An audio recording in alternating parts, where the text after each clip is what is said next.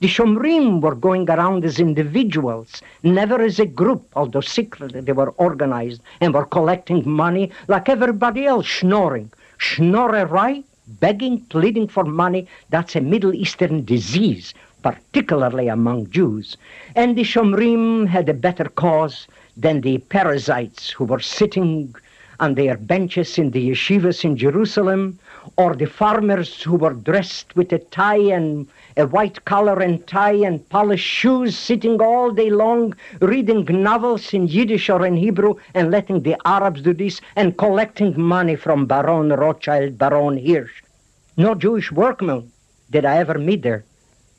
I used to hear Baron Hirsch, Baron Rothschild day and night, all the time. The topic of conversation in my uncle's place was, well, what will Baron Hirsch do now? And he didn't do yet this and didn't do that. And he gave millions. And a man who had a big estate. They had enough grapes, they made wine, and a beautiful wine too. And had watermelons by the thousands that they were selling to the Arabs, and the Arabs were selling it. But they were always expecting chluka. That's what it is. That was the word. Chluka, distribution, donations. The world owes them. A chosen people. We are coming back to it. The world is sick entirely of chosen peoples, of people who are better than the others. As if Hitler did not quote their sort of Bible to justify the dastardly, inhuman, immoral deeds of conquering Europe and trying to conquer the entire world.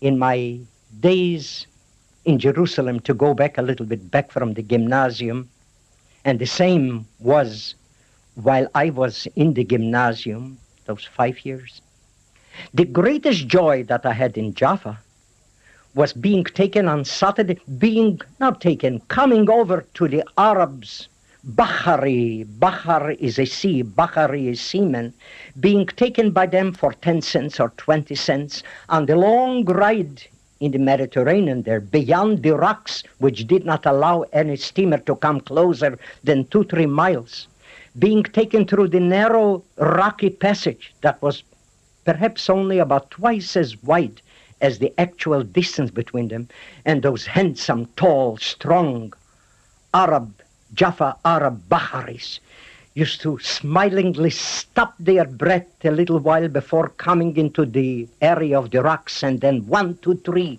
in a straight line get through a sea that was calm or a stormy sea, and on another mile to the boats. And then on the boats we had a time of our life, passengers giving us candy or chalk or fruit. And the captain always liked these boys. We were all Jewish boys from the gymnasium. My dear friend Akiva Ginsburg, if he's still alive, would testify to it. And then we went back loaded 10 times as much more valuable, financially speaking, than the 10 or 15 cents we paid. We loved the Bahari. They never did us any harm.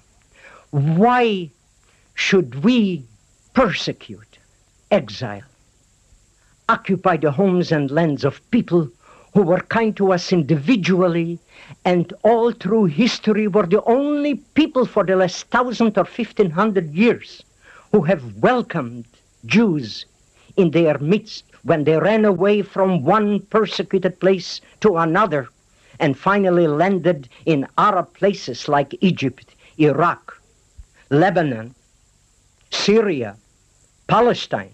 That's why so many have gone to Palestine for security, for survival.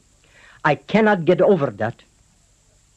Every time I read of 10 al-Fatah captured or of houses demolished because they discovered in occupied Israel or in Israel proper, quote unquote, proper, some people, some Arabs who helped the al-Fatah, the guerrillas, the liberation fighters, I cry in my heart. And how much money was the informer given who betrayed his fellow Arabs, because the Zionists have continued to bribe with bakshish anybody who would serve their And as the Middle East was developing very slowly, and God knows, had it not been for Zionist Israel, they should have been left to develop slowly. Who says that our insane, speedy world is the real answer, the proper answer to civilization? Why couldn't they be left to dream and to work? And they were as nice people on God's earth as I ever met.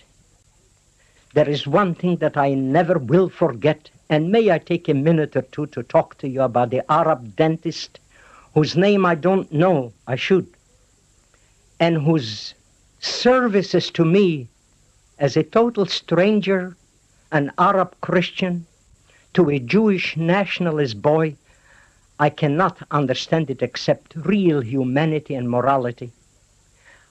In my childhood days, for one reason or another, I was never taken to a dentist except extract teeth with the fingers, never with an instrument. That was in Russia.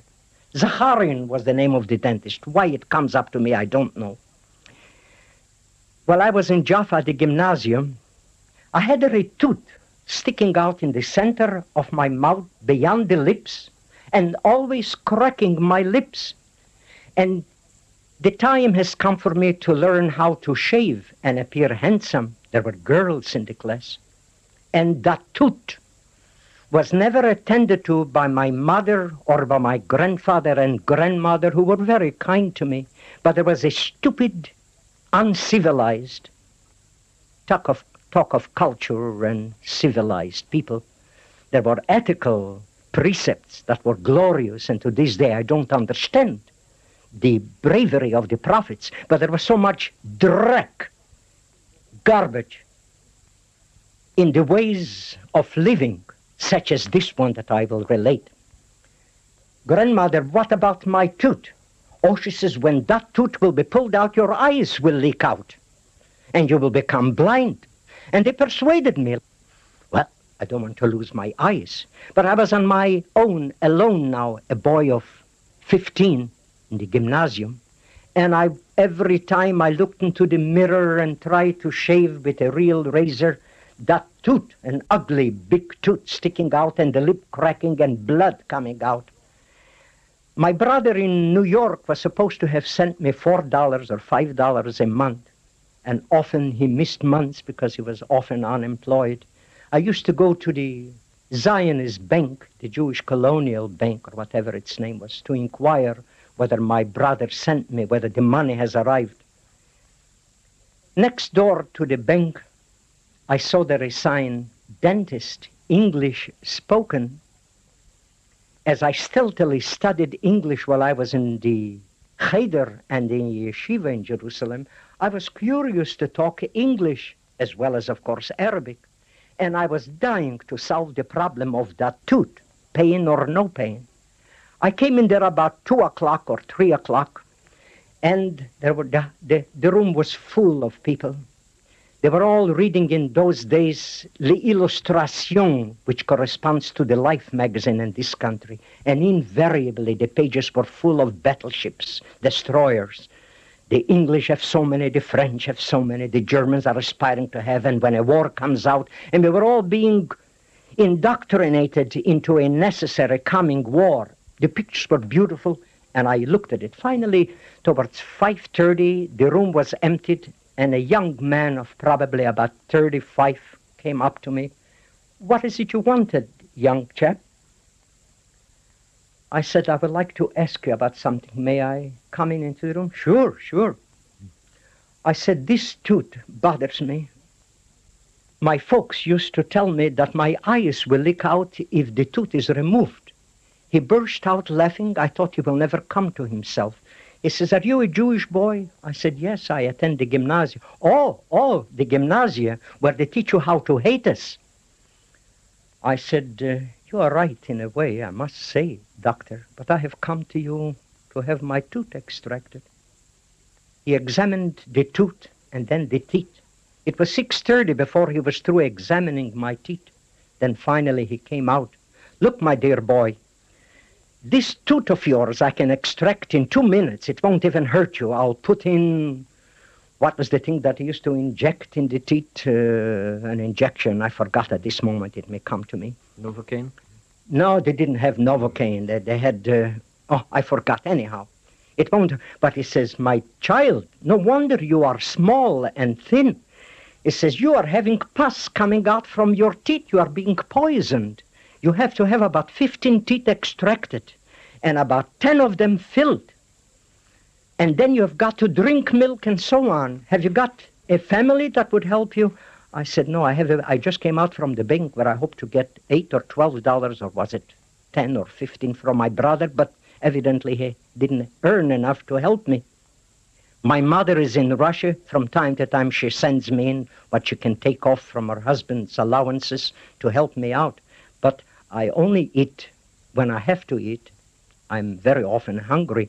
I'm teaching other children in the gymnasium who know less than I. He says, look here, you come here every other day at 4:30. Wait until I'm through with work. I will extract the tooth right now, but I will fix up your teeth. To cut a long story short, it took him 2 months to fix up all my teeth. And most of the fillings that I have in my mouth today, my dentist here in Los Gatos is amazed. They are still good. They serve me because it was done with love, with devotion, and in the best possible way.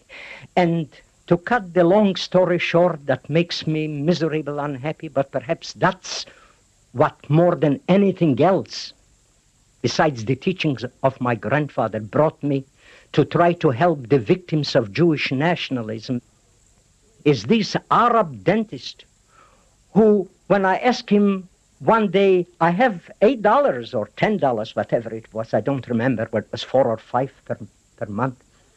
Wouldn't your doctor be paid? He says, you buy milk with this. You buy fruit with this. I don't want to be paid by you. I am paid by my conscience. And I says, when you grow up, try to get out of this hatred for us Arabs and remember that there was one good Arab and there are thousands of them in Jaffa, in Jerusalem, in Palestine. He probably was exiled in 1948 or murdered. And even if he survived, he must be dead because he was at least about 15 years or more older than. And his children today are probably in camps making up the Fedayeen, the guerrillas. And that is one of the reasons why I feel I must give every ounce of energy and every free hour, every moment, to the cause that